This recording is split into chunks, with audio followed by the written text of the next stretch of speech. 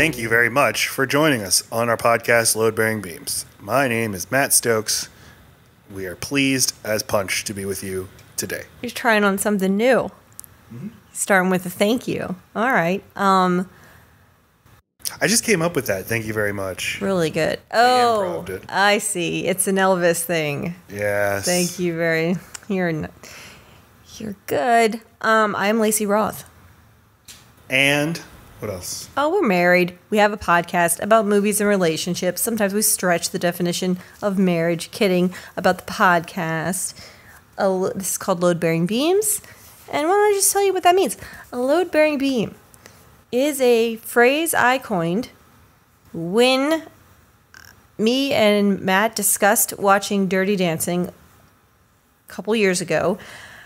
I had already had several situations where I thought I was about to show him a classic movie from my childhood, only to find out that Hocus Pocus is butt juice. I don't know why that's the term I can't. But anyway. Before we ever did this podcast. Because we did later do Hocus Pocus on the podcast. Right, because we had to. Yeah, like 2015, you're like, hey, let's show this movie to our kids. She'll love it. She'll love it. And it's on. Frickin' snooze fest. I'm like, are you kidding me? This is dog shit. And you're like, I don't know what to tell you. Anyway, but I reset. I still have a soft spot for Hocus Pocus, even though I know it's bad. So then... No, it's not that. Let me throw a challenge flag right here to you. It's my lily pad theory. You fucked up. You done fucked up. Oh, God. I can't even get through the fucking definition. No, here's the problem. Oh. Mm-hmm. It's not that you... And this isn't a problem. I actually find it charming about you. There are movies that we watch and we're like, oh, that's bad. But you could still have affection for it. But what happens with you is not like, I now recognize it's bad, but what are you going to do? I like it. You reset to, no, it's good. Right? It's good. Hocus Pocus is good. I am so confident about my opinions that there's no middle. I violently swing. I'm very much an asserter of... you know what? I don't fucking know. Anyway, but when it comes to movies... You have BDE. Do you know what that is?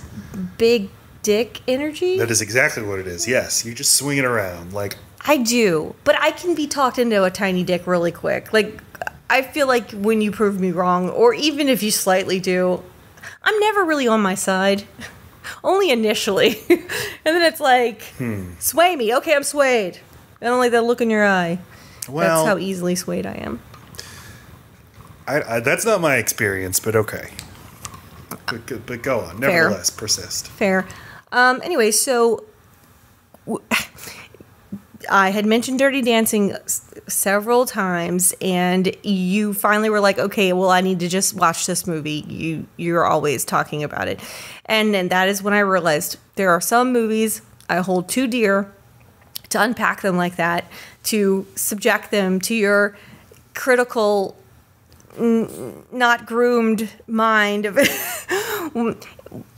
We recognize that some movies just hit us at the right time, and with the right people and with our right state of mind, they just stuck on and they became part of our personalities, because it was before our frontal lobes were completely formed and these things were baked in. So, load bearing beam. What am I going to do? Take it out? I'll crumble, for God's sake. So, in this podcast, we make ourselves watch movies we have this reaction to, make with our loved one, and we take their criticism and we give our own. And it's what we're really doing is when we sit there together and the movie's on, and the one who picked the movie is feeling this is a piece of shit, and is feeling the contempt. Ooh. Just oozing, just burning out of their butts. The other person's butt. The butt contemptals. With the energy of 1,000 suns. Ooh. That feeling, that's what we're after. That's what we're chasing. You know, I see all these Johnny-come-latelys on YouTube. Suddenly, the blank sees blank for the first time, or blank hears blank for the first time is a big thing on YouTube. I don't know what that is. But it's a genre of video where it's like, I showed my parents an Avengers movie for the first time. Okay. Or somebody who's like not into this type of music hears I keep seeing this video called like Lionel hears Enter Sandman for the first time. I don't know who Lionel is, But he's never heard Metallica. From the look of the thumbnail, I keep thinking like, oh, I should click on that. Enter Sandman for the first time. Well, the fact that you keep seeing it means it must be a suggestion made for you. Yeah, is this like some classically trained musician who's going to hear this perfectly crafted metal song? I assumed Lionel was a cat. No, a man. A man cat. But we got to it first, is what I'm saying. Oh, yeah. I Time stamped. The premise of our podcast is so much better than we are at the podcast. Oh, yeah. If we could, I mean, there's only so many movies you can feel that way about. And the idea was to like build out this world and this theory by having on guests. COVID slowed that down. Plus, there just aren't a lot of people we want in our house. Generally. No. And I don't like, what about you? When you listen to podcasts, do you prefer guests or no guests? No guests. I get bummed every time I hear when there's a guest on an episode of a podcast that I love. Especially when the two people that normally, or however many people do the podcast, are funny. Yeah. I just know they're not. You're not going to keep up. Yep. Well, you're not the right match. And I know that they allow other people to write episodes. There's a fucking idea. Write one down. Anyway. To take the load off. It's a heavy load. But then I just think, okay, well then this is their podcast right now. I don't want to listen to it. I want to listen to you guys. Yeah. You're thinking of QAnon Anonymous? Mainly. Yeah, but I'm also... Because they write their episodes out ahead of time. Oh, they're heavily scripted, but there's some improv too, and they're so funny. But I'm also thinking of like Pod Save America, and I'm thinking of You're Wrong About. Those are the three main ones where I love the banter that they have. And Pod Save America, anytime there's a politician, I groan because it's very rare that there's a relaxed, not canned speech coming. Yeah, I don't listen to them anymore. When I did, it was always like, there's so many politicians that come on this show. Yeah, it's too many. And they're basic. Like, the more they become, or I guess they always were, like, the media wing of the Democratic Party, like mainstream party establishment. Who is Pod Save America? Crooked media. Okay. That it's like, you're not officially affiliated, but like, come on, you are. It's getting too cozy. Yeah. I just want a little bit more like adversarial relationship with the thing you're covering. A little more. When Trump was president, it was less of an issue, I think. Young Turks. But then, well, I like media coverage or journalism that's just that sort of hates what it's covering. Mm-hmm. Yeah, that's always more interesting. So when like they're great at covering hating Trump, but then when they have to cover a Democratic primary, suddenly it just becomes a lot more cheerleadery. Anyway, hate good, love bad. That's what I'm saying. Okay. But yeah, guests. When a guest comes on a podcast, I'm like, no, I just want to hang with my buds. But is that why we don't have guests? Not necessarily. No. Anyway, we always expected to stick much more closer to the premise of this podcast, but we find ourselves drifting. We have to expand more and more movies, and mainly now we're just like a movie review analysis. But we analyze the psychology of the movie more than we do like, is this movie good? I think that's fine. I was saying, I think it's a great idea for a podcast, and we're not good about producing enough podcasts because we don't do it. We're now basically doing it once every other week because that's about the bandwidth we have, and we think our podcast is better when we only do it once every other week. That's just what we can do right now. But yeah, I feel like if instead when we devised the premise for the show in that Chuck E. Cheese 4 years ago, if we just sold it to somebody else, they would have done a much better job. We would have gotten $1,000, just like I sold my phone number back in 2000. You sold your phone 2005. number? What year was Katrina? 2005. I sold it in 2005. Yes, because my phone number was 818-8888. And a law firm called me before I knew about these sort of things and just said, who's this? I said, who I am. And they said, we'll pay you $1,000 to meet us in the front of a Walmart. I thought for sure I was going to be taken, but they gave me $1,000. I'd like to say that we're past the era where stuff like that matters, but like law firms are always doing. There's every law firm advertises its phone number, and they're like, "We got our phone number is only 4s." It does matter. I mean, Does it? Well, it depends on how old are the people Your getting in all the target is? car wrecks. I mean, I gotta think that boomers are getting in wrecks a little more often. No. But Yeah, I for think different aren't reasons. even your boomers. We need to interview a boomer. But Anyway, do you think that when your mom, in 2005 we weren't past it. I know, but now we're talking about let's live in the present. Well, When but we're your talking- mom wants to call a place, She asked me Isn't to she- Google it. isn't she just going to Google it? Like, is anybody Yeah. going to stop and write down a phone number that they see on a billboard? No one stops for a billboard. That's why it has to be a memorable number. They're not. That's impeding the flow of traffic, sir. So if you know that you want to call the law office of Dewey, Screw 'em, and How, Oh my are you going to, and you remember that their phone number is all 4s, because I'm a terrified person, would never just dial the number. I would look it up because, well, okay, wait, I'm defeating my own premise. If you're a 59-year-old woman, are you going to type in the number that you think you remember, or are you just going to Google the name of the company? Okay, here's what those phone numbers are. They signal an established, well-funded law firm that is serious about what they do. It's the same as people who secure the most perfect domains and the most perfect handles on social media. If you're Adam and you have Adam on Twitter, you're fucking badass. So it's just like, I got here first. Or I paid the money to get the better number. If you've got all the same number in your phone number, it's like a status symbol. And we as marketing people think stuff like that, but how true is it? I mean, I just made that up right now. Yeah. But You I sound really sure. am sure. I am sure, because why else would it matter if you've got a few numbers after your name, Adam? Maybe it doesn't matter, though. I still feel a certain way when someone's got just the right domain name. And maybe it only matters to me because of marketing, Yeah, but that's what I I'm like saying. the simplicity of it. I mean, you're the 80th fucking Abbott company, and now you're AbbottCorp.org. Well, like, you should have probably named your company something else. But just like phone numbers, people aren't really typing in URLs anymore. They're not typing into the search to the address bar I'm not saying the that. exact URL that they're I'm going not to. They're talking looking about the stuff up. function. I'm also not like typing in exact handles when I go on Twitter. I'm still just typing in someone's name and finding it. Yeah. I just happen to notice a handle when it's good. And that's what I'm saying. It's the full package. If you can be tight on your marketing and also just have a phone number, it's like, that looks like it costs money. It's a status symbol. Yes, and it certainly signals like, It's okay, super they're- plaintiffy. Explain what that means. I'm sorry, plaintiff attorney. Like,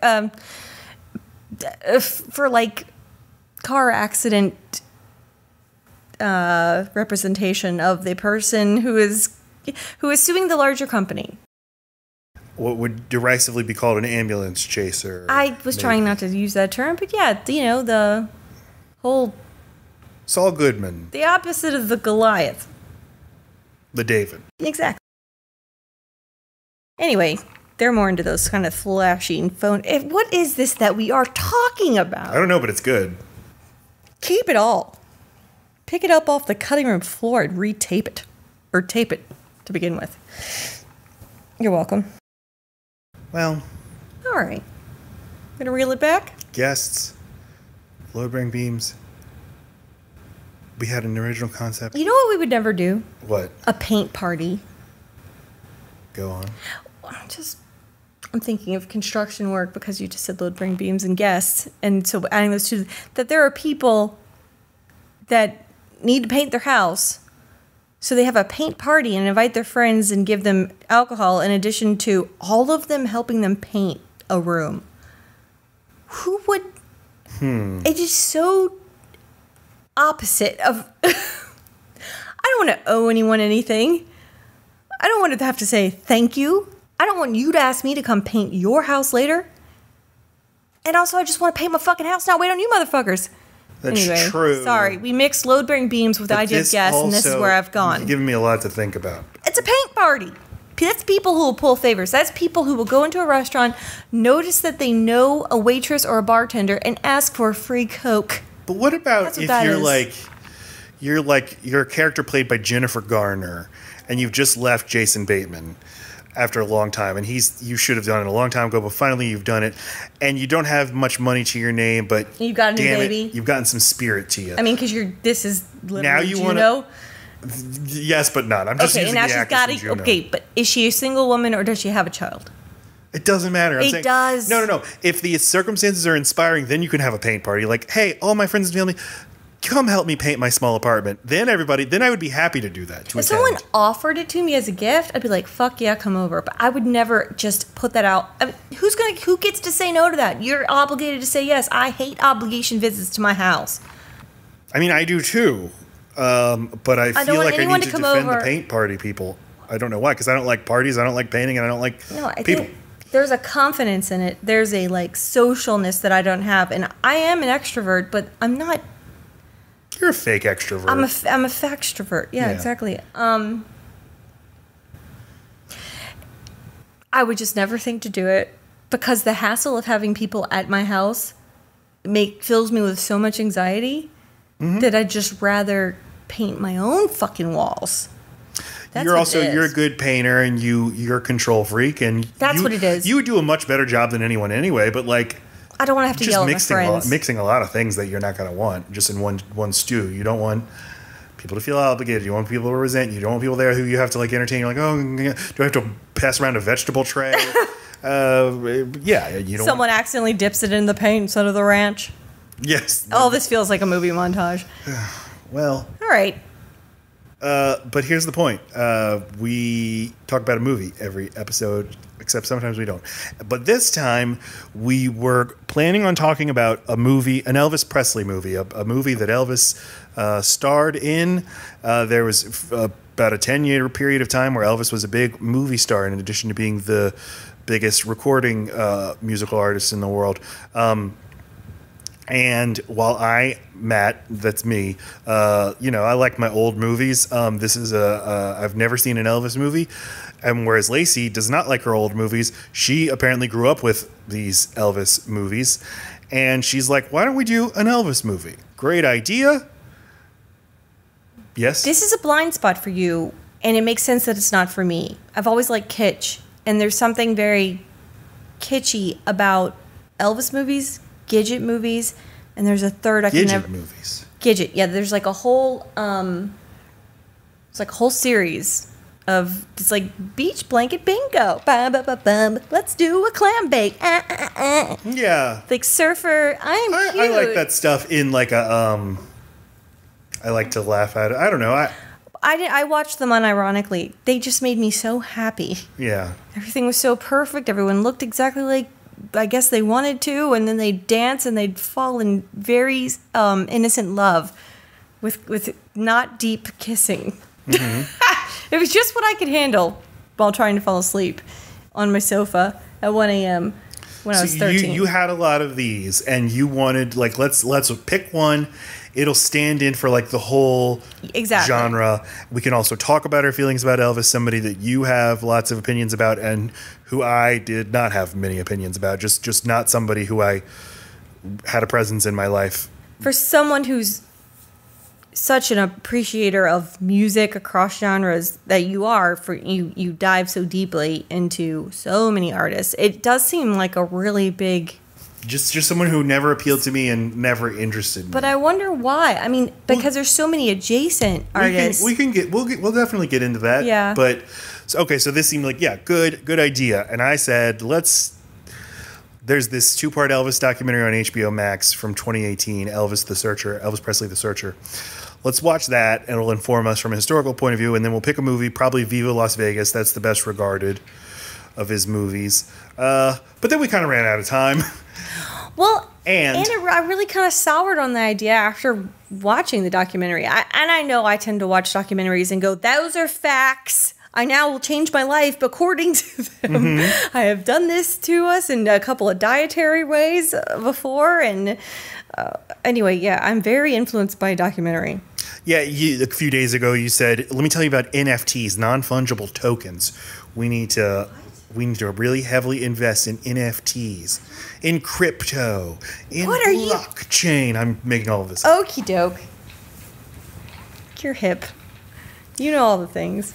I know that's as far as it goes. I know the names of these things. And I thought you made up that thing. No, NFTs, non-fungible tokens. These are investments you can make in financial instruments that are like non-fungible. They don't have a physical existence. That you own like the digital rights to something, and then there's a big speculative industry surrounding these things. Yeah, I understand Bitcoin and the whole crazy market around it. And there's so many different. It's just like one of these has got to take off one day, and then you're rolling in bit, baby. And so my understanding is this is Bitcoin, but instead of the Bitcoin, this is just like the digital rights to a piece of artwork or a video clip. That you can track with blockchain using the central ledger. Yes. Okay, yes, I understand. But where I don't understand how you actually can monetize it itself, because I don't think like you get paid royalties if somebody wants to use a video clip that you own, and then also you don't actually own it. It's just that the possession of these instruments is itself a value that people are speculating. Fuck. So you're saying, okay. But, I mean, I don't know how we got there from documentary. Because it seems like you could watch a documentary about it and then say we really... All right, yeah. Anyway, Elvis?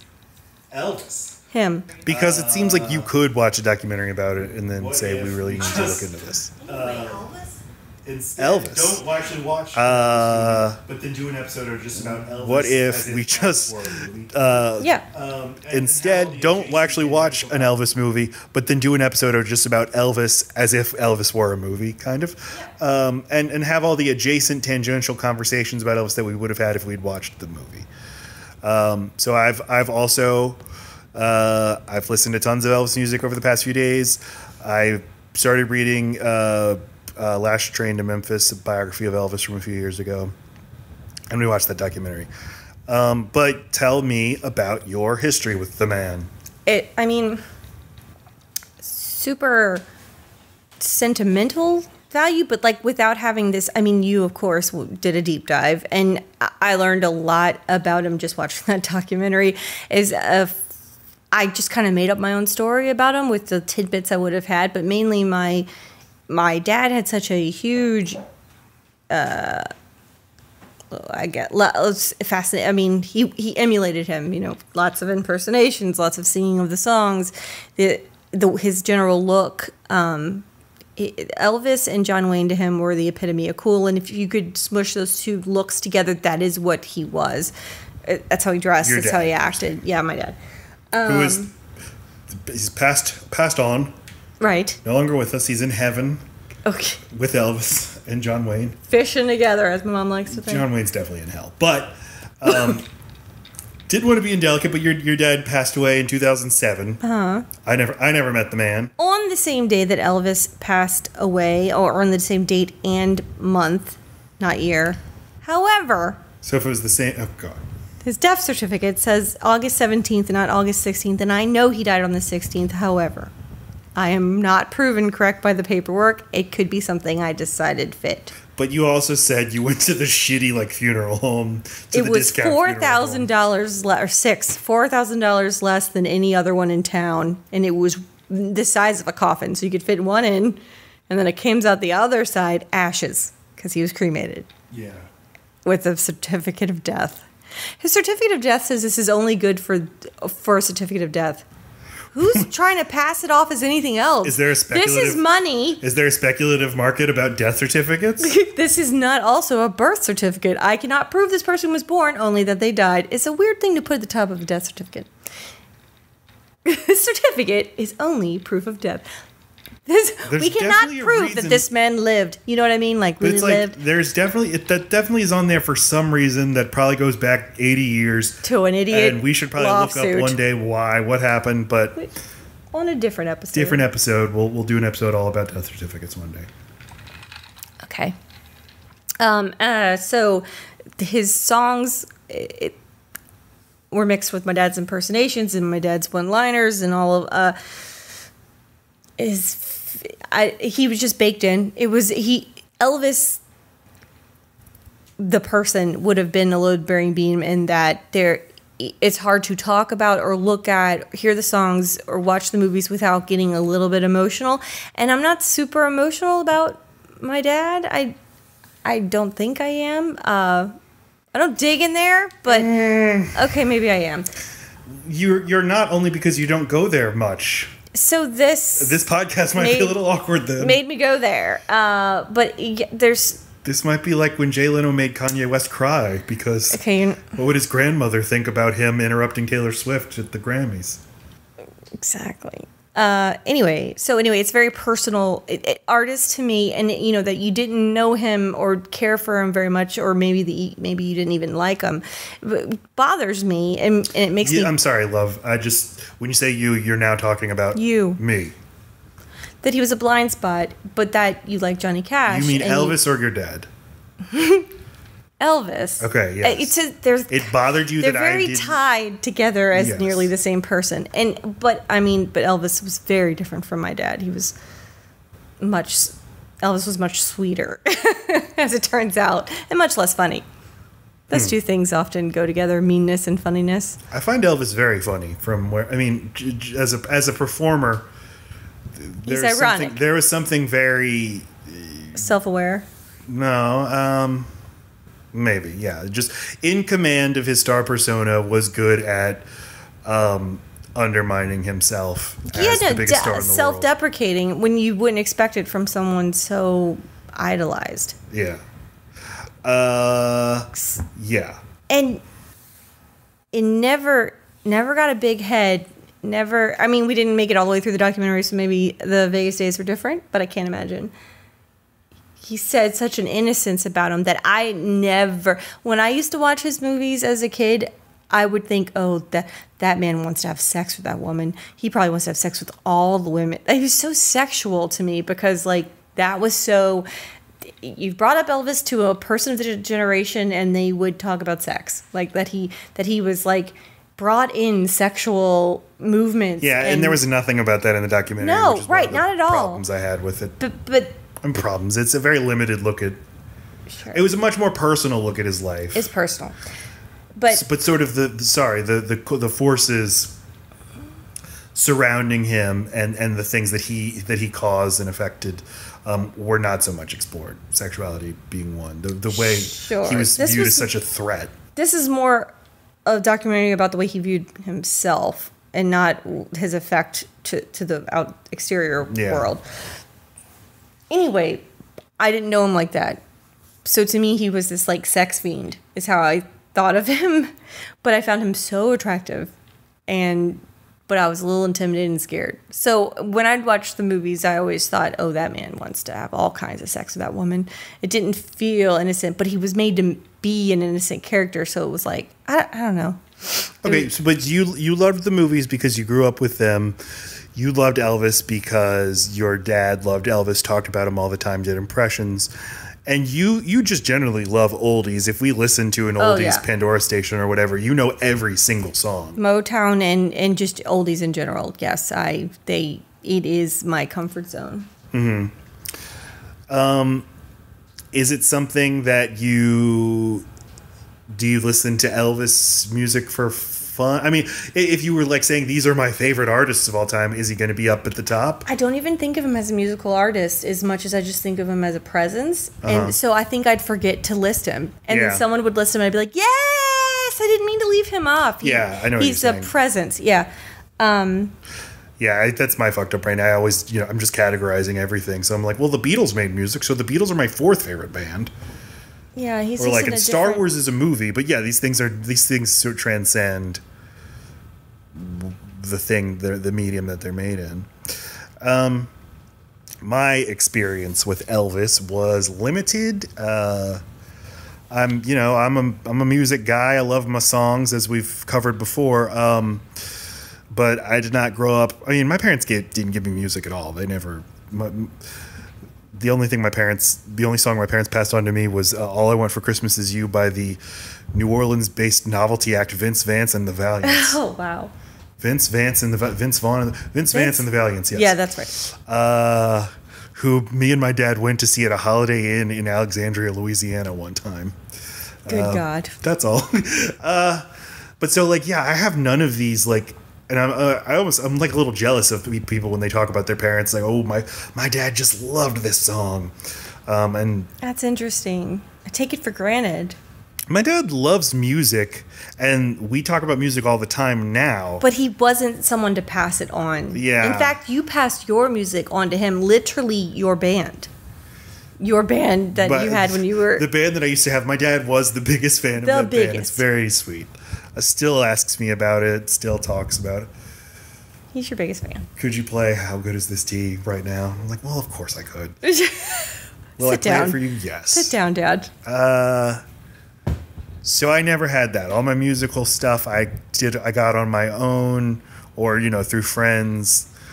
I certainly, like, late high school, early college, just was like an omnivore for music and went into music history and fell in love with the Beatles, to a lesser extent, the Beach Boys, Johnny Cash, Buddy Holly, Roy Orbison. So, like, I love music from the era. And this is no judgment, but no black artists.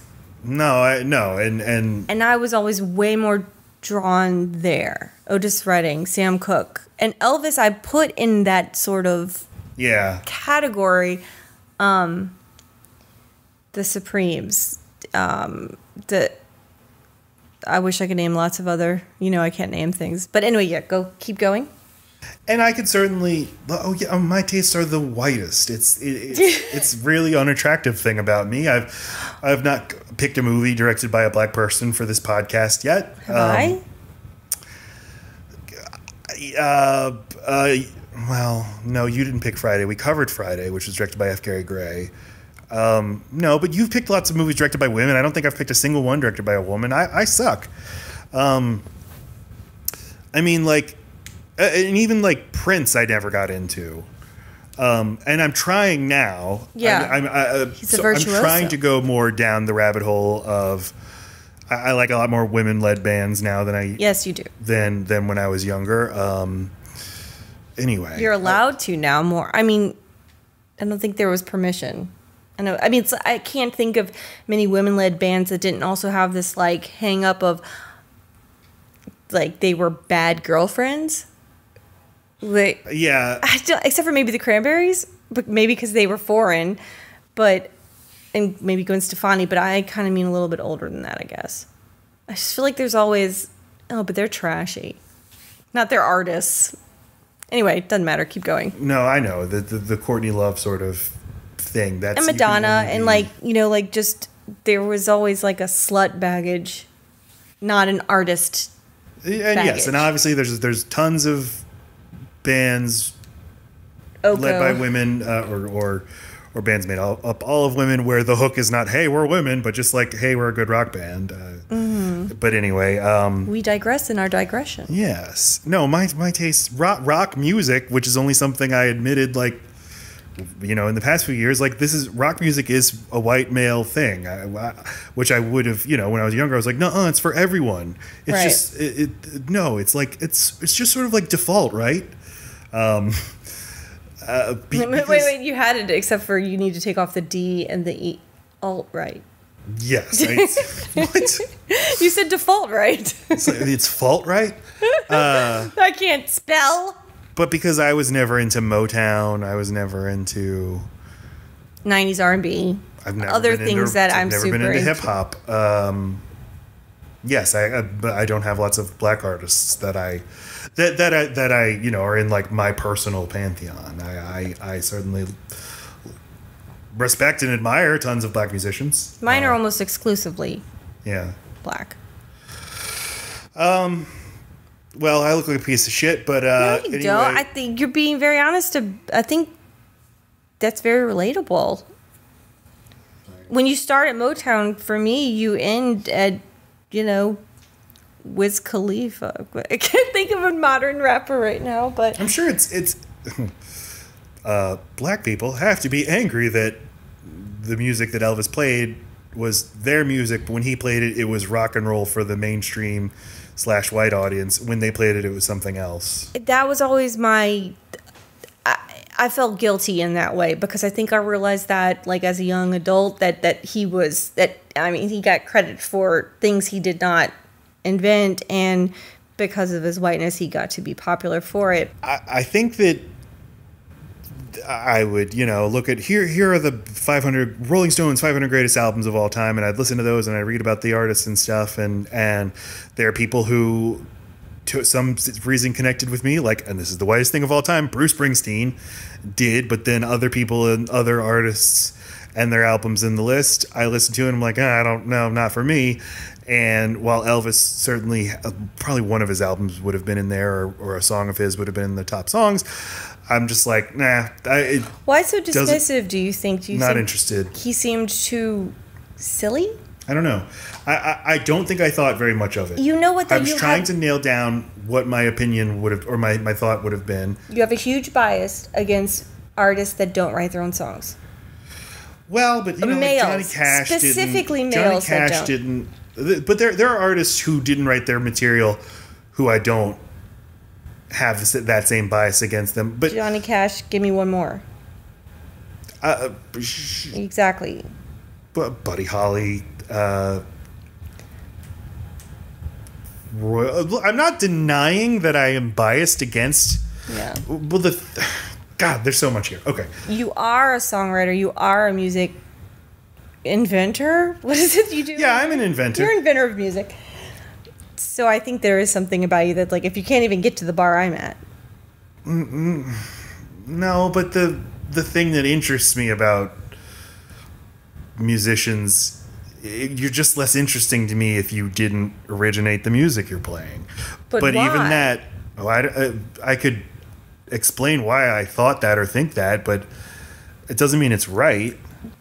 But when you understand that there's a selection process, that really high-profile artists are offered lots of songs and they only pick the ones that feel true to them, doesn't that, it gives you, like, well, if I need a personal look into your life with the music. Yes, of course. Certainly choosing to record a song says just as much about you as originating. As your drummer writing your song. The song. Right. I think I just thought, like, Elvis, that's like lame. That's like liking country music, or that's like liking like mainstream, like George Strait country music. Oh my God! Or that's like liking the Foo Fighters, or saying the Foo Fighters are your favorite band. Because it's sideburns. It was also just like a joke. Like, the person who's really into Elvis, like Uncle Jesse from Full House loves Elvis. Well, because of all the Elvis conventions and all the Vegas Elvis. Vegas Elvis really kind of made it a joke.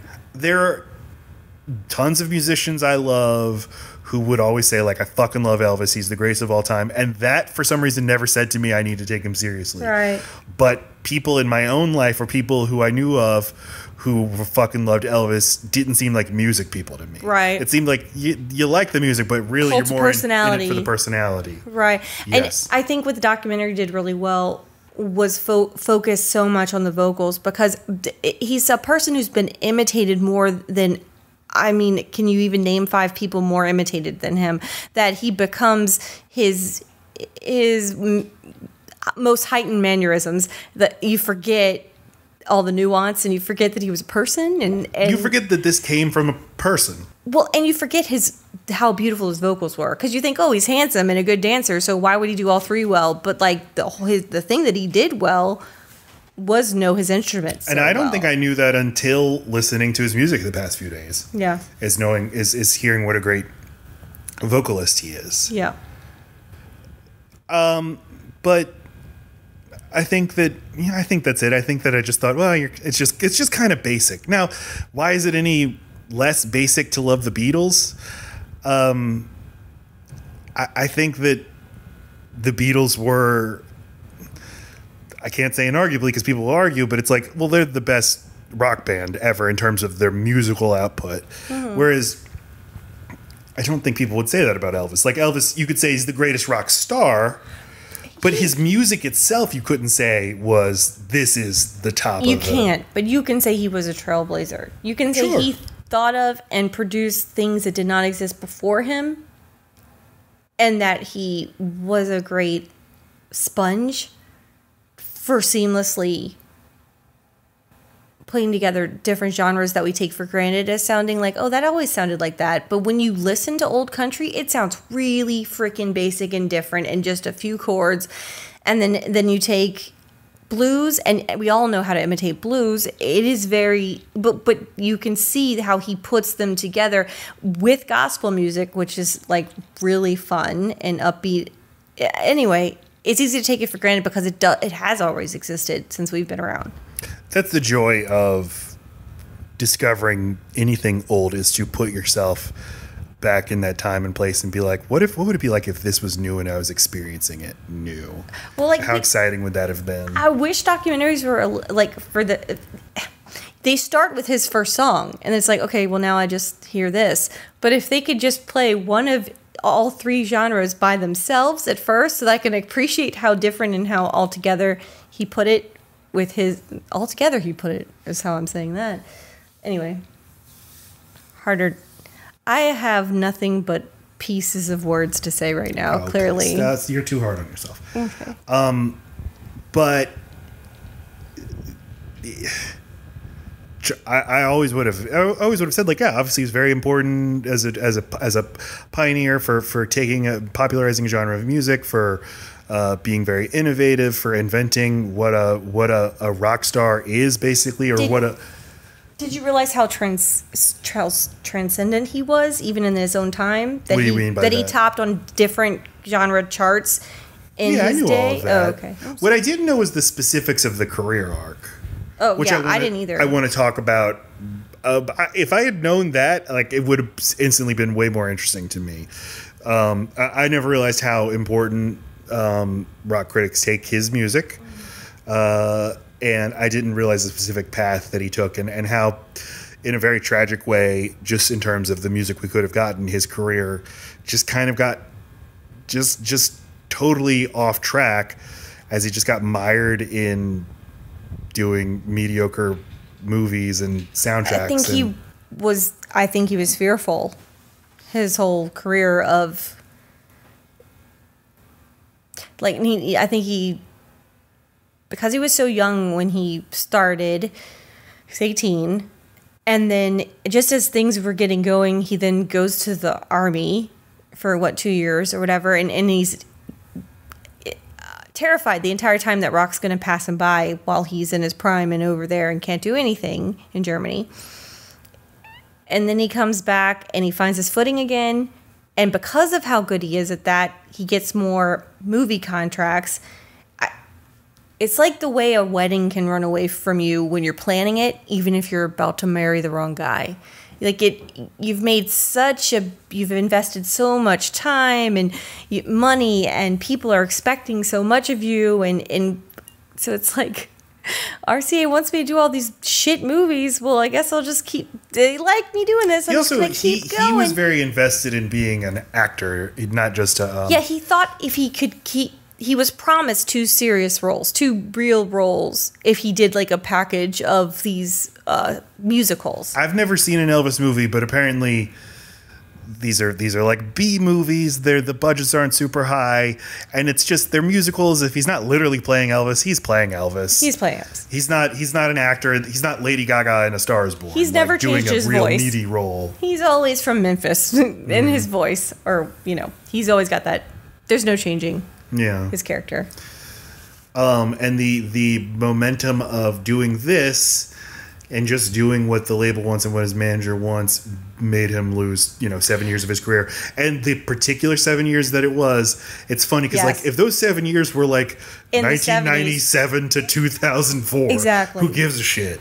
But it was 1961 to 1968, and it's like, Jesus, such a everything transformation. Changed. Yep. And into that void stepped the Beatles. And when you compare the story of Elvis to the story of the Beatles, like the Beatles, what is so exhilarating about them just as a story is like, it's just such a triumph. In 8 years, they did everything. They made the greatest out. They made so much music, all of it great, all of it experimental. I mean, all of it influential and driving the entire genre and driving what they did. Everybody had to respond to, and then they ended it. And it's it's the sad part is that it ended, but it's like, Jesus, what more could you have done? And did it exactly the way they wanted to do it. And Elvis couldn't have been more stunted, and he almost was exceptional in spite of how what a short leash he had from Colonel, what is his name? Tom Parker. Colonel Tom Parker? Is Colonel Tom Parker. That's yes. his name. Yes. Okay. What is he a colonel of? I thought his first name was just Colonel.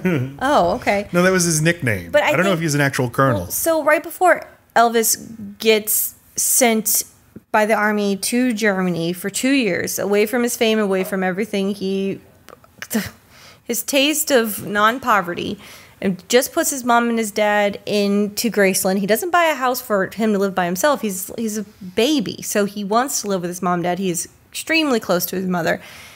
As he's going off to Germany for 2 years, his mom dies.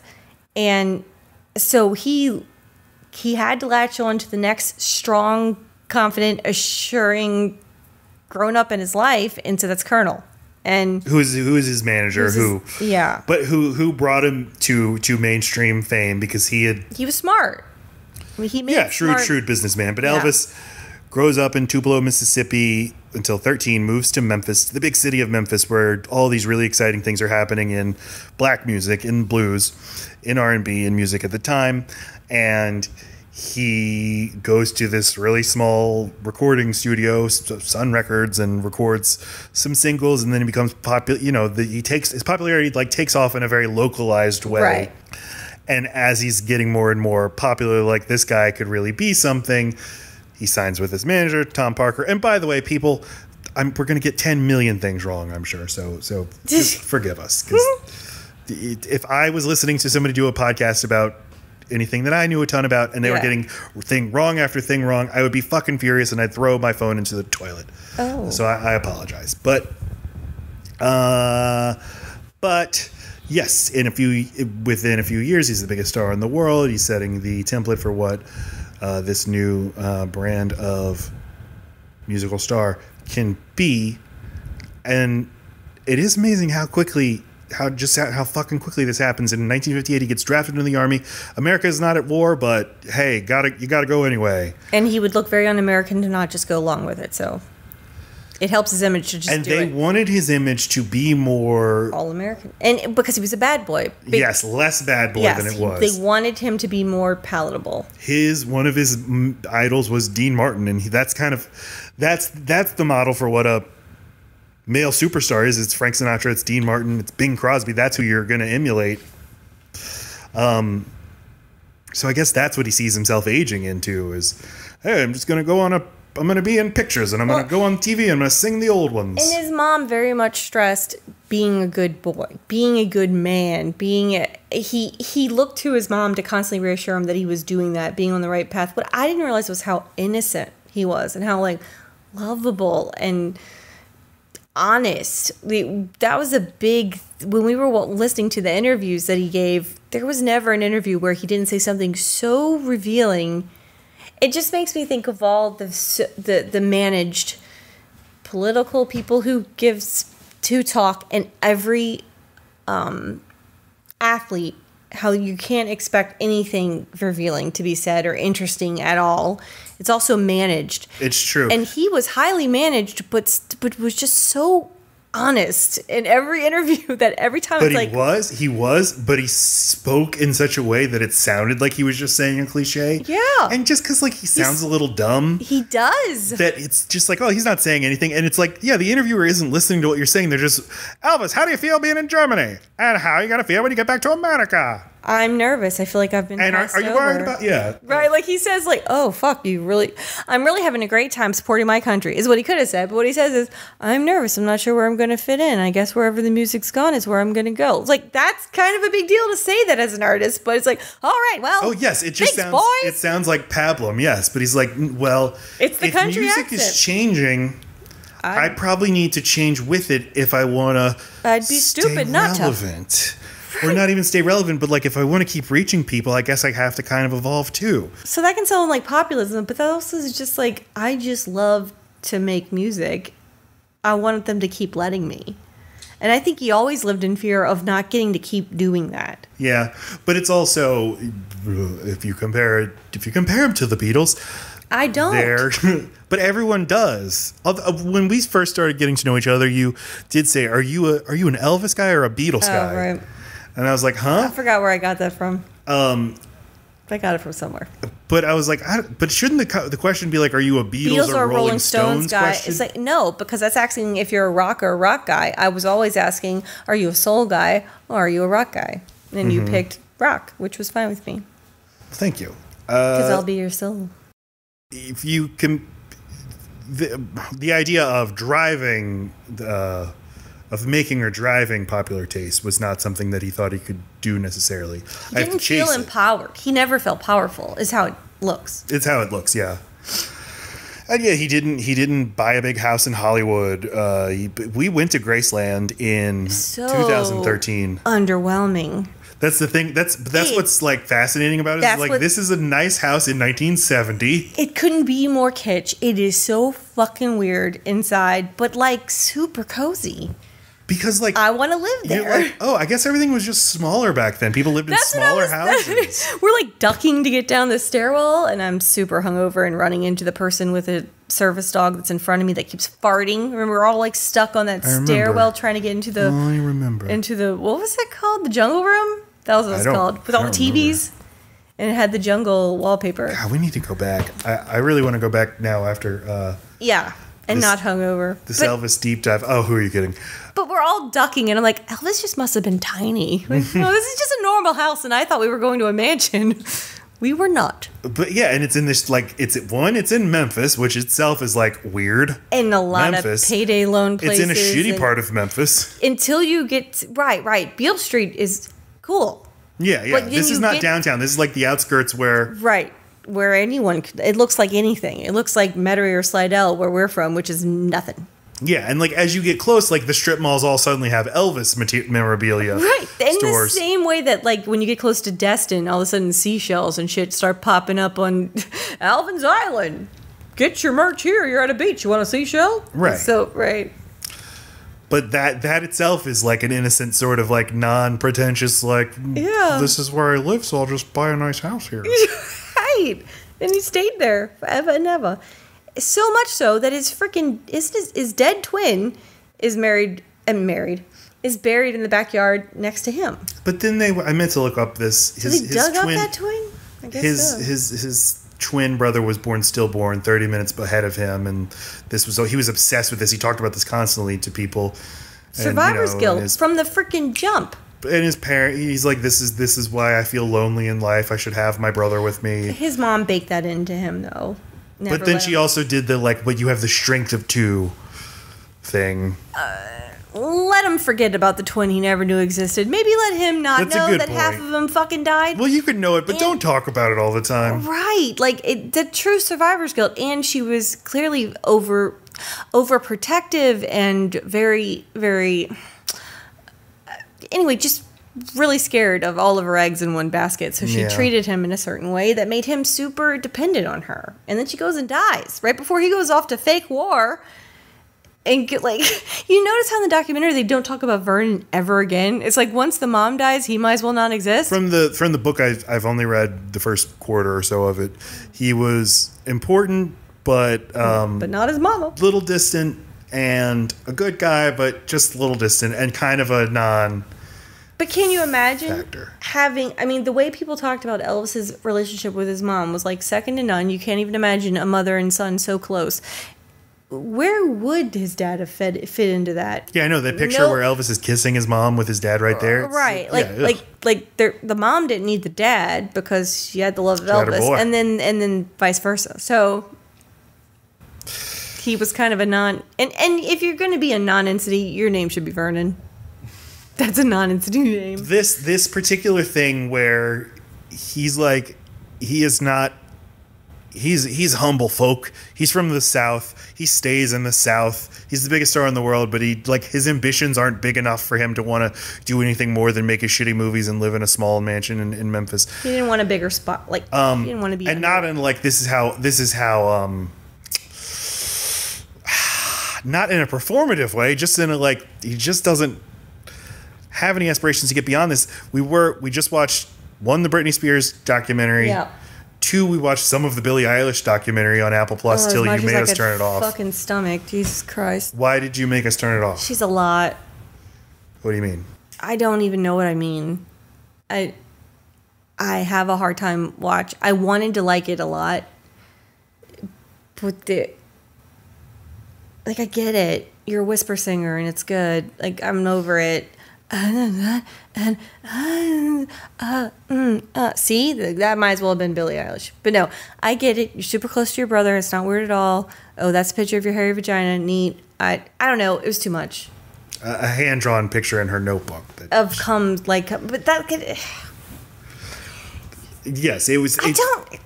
Watching... I sound ignorant now, not liking her, but like... You don't have to like her. She's just a bit much. She's obnoxious, I don't like that she doesn't drink. It bothers me. You don't like that she doesn't drink? Drink something. It just feels kind of... Why does she have to drink? And also, she's 18. Oh, well then don't drink. Billy, it's not time. I'm sorry. Forgot how old she was. It makes me uncomfortable when someone's straight edge. I know. Yeah, okay. It feels judgy. That seems like a you problem. Yes, you feel like you're being judged by Billie Eilish? Everyone, I used to feel judged by my infant babies, both of them. So I feel judged by the fucking dog we have now. Susan, I'm talking to you. No, I'm projecting because I'm judgmental as fuck. Yeah. Yeah. I don't want to be. I don't like it about myself. But you see a through line between Elvis and Britney Spears that you don't see to Billie Eilish. And there's been this Twitter thing happening recently where people are like examining the movie directors you love and the authors you love and stuff, and look at who their parents are and see that like a lot more people than you realize, like their parents are connected in the industry that their children are succeeding in. And so, like, Billie Eilish's family, it's not like her dad's a famous singer or whatever, but they work in the entertainment industry. They know enough. And it's like they have an intact family. And they live in Los Angeles, and their parents, like, know the business, so they know how to keep their family safe and know how to, like, work in the system without the kid getting tormented and fucked up and controlled by a nefarious outsider. And it's usually that first manager, that first agent, that first whatever. They become this, like, in the way that you project onto your psychiatrist, this like, I fall in love with you, or you're my mom, or whatever. I'll bet that gets transposed onto your manager because they hold your life and all your dreams in their hands, and you think, oh, they're making all these decisions I didn't even know to make. I want to believe that you care about me, but all along, it's just, it's Stockholm syndrome. You have to just believe that they have your best interest at heart because you're captured by them. You're stuck there contractually, and you have to keep. But even then, what are you going to do outside of it? You don't know other managers or agents. You also have to keep doubling down because like I've devoted so much so far. What will it say about me if I suddenly fire my manager? It'll make me look like I was making a stupid decision for all these years. And managers and agents like that, they groom. I mean, they're manipulative. They found you in your podunk county town. I'm now quoting Zootopia because I'm super sophisticated. But this is why I was reading this essay about Elvis and sort of like schools of thought about Elvis's career. Elvis was doing all this bullshit in the 60s rather than pushing himself in new artistic directions that we had seen he's capable of. And yet he as, you know, the most powerful man in entertainment, certainly could have fired his manager, gotten out of his contracts, whatever, just thrown his weight around a little more, but was content to let himself go in this direction. Content. And then other people saying, scared. No, he was being controlled. We need to lay this blame at other people. And I agree. I mean, he stopped developing at 18. That's when he became, mentally. Like, he never found his, like, autonomous self. He was always, like, symbiotically, is that the right word, attached to his mom in probably an unhealthy way. And then she dies. And he's just passed off from one adult to another. He never became a true adult and felt like he really had control over his situation. I just don't see it. I don't think he didn't have the power that anyone thought and he wasn't the rebel people thought he was either. He just wanted to do the music he really liked. He wasn't trying to push envelopes. He was just trying to, I don't know. I do see it as something that happened to him and not something that he could have controlled. And maybe I just don't think the distinction matters. No, depression. I think the point of pointing that out is not to like character assassinate him, but just saying like, but he did have the power. He just didn't know he could use it.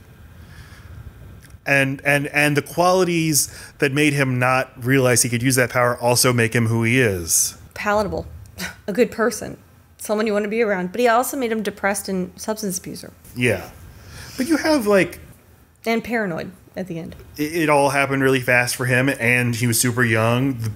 The Beatles, one were a band, they had each other, and were a few years older, and also had years of playing dive bars in Germany and in Liverpool. Right. They had... He rose so fast that he didn't get any of those calluses. Any of that street smart stuff. It didn't happen. He was immediately taken under the wing of Sun Records guy, then given right to Colonel. And you said it yourself that Vernon was a non-entity. So he had no other adults in the room. Literally, he then starts to fall in love with a 13-year-old named Priscilla. So, I mean, there are no other adults in the room.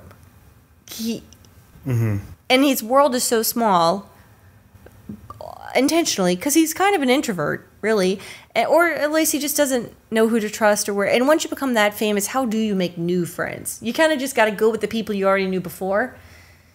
There were no strong figures in his life except for the ones who were controlling his career. Okay, so new feelings I have about Elvis. Oh, yes, please. Yeah, I mean, the music is... I certainly appreciate him as a musician.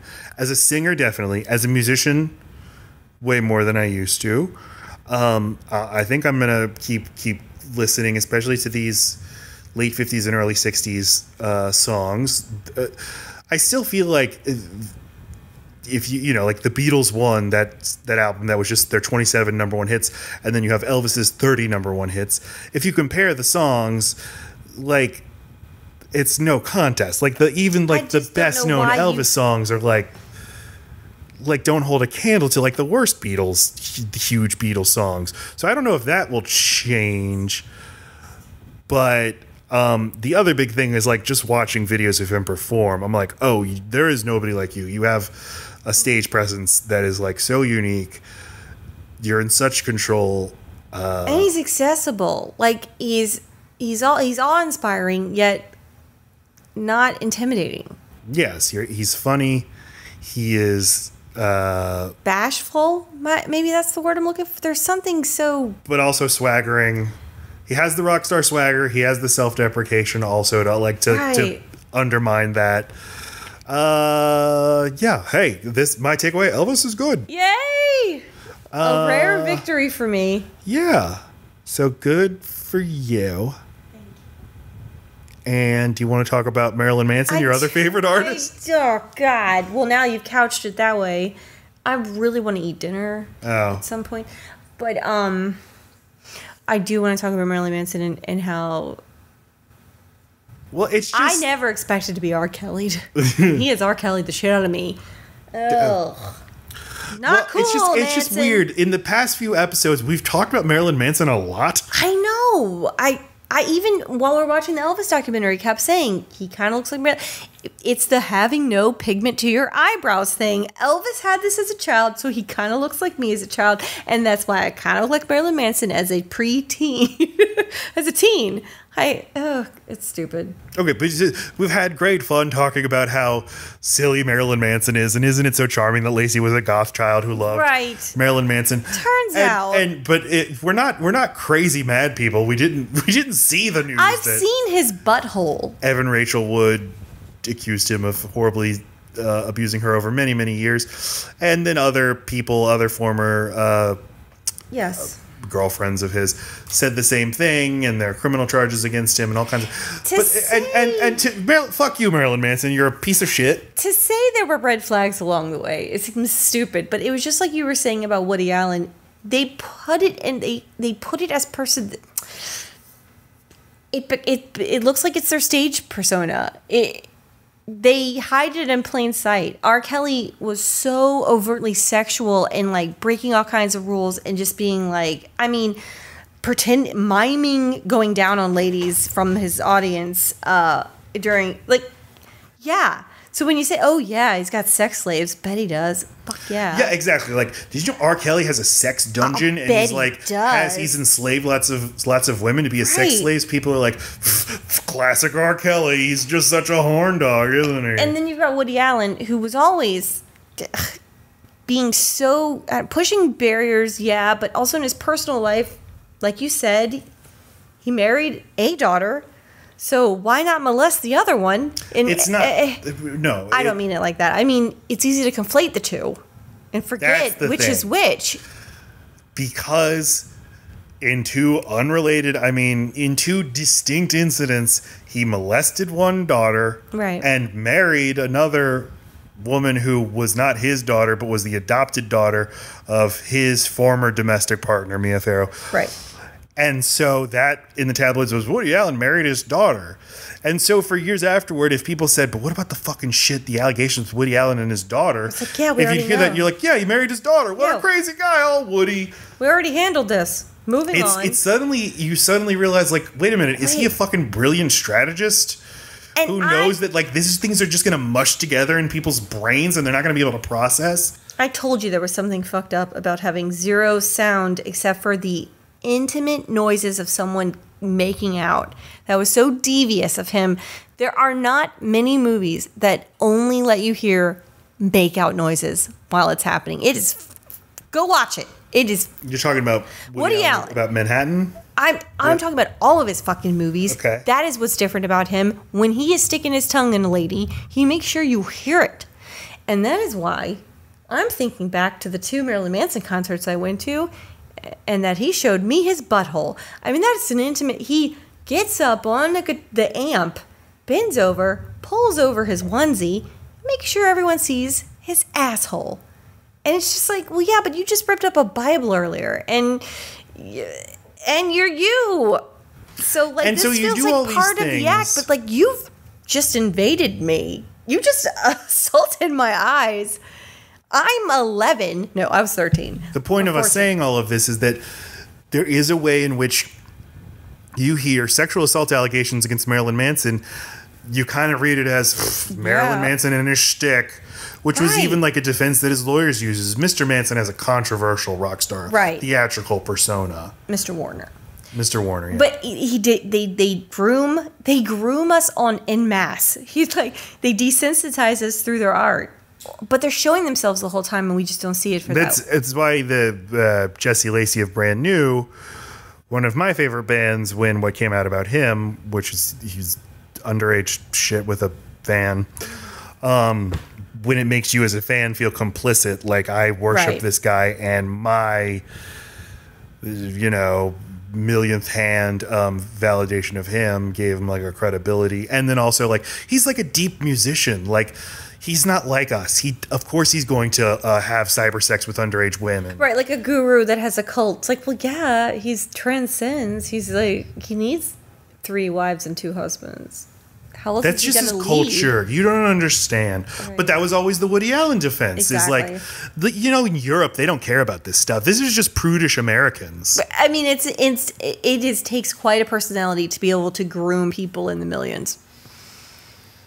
How dare you, boys? But then, like, I don't know if is the Marilyn Manson thing. Is he?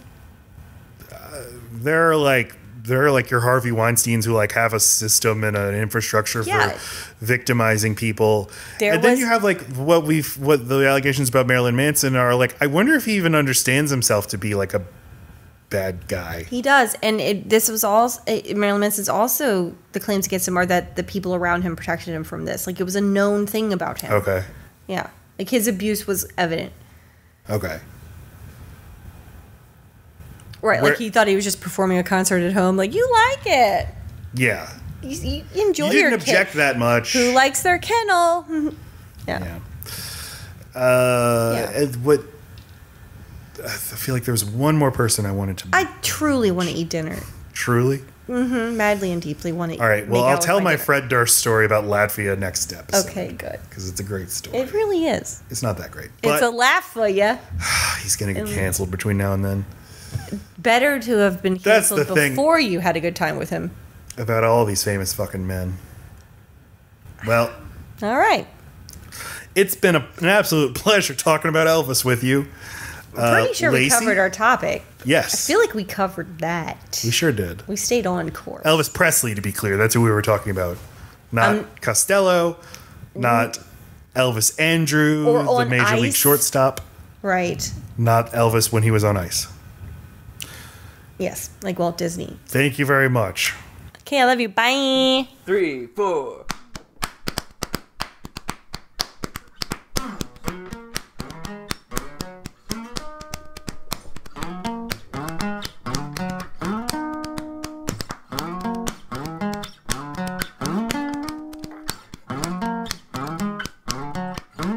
Everybody, love bearing beans, love bearing beans, love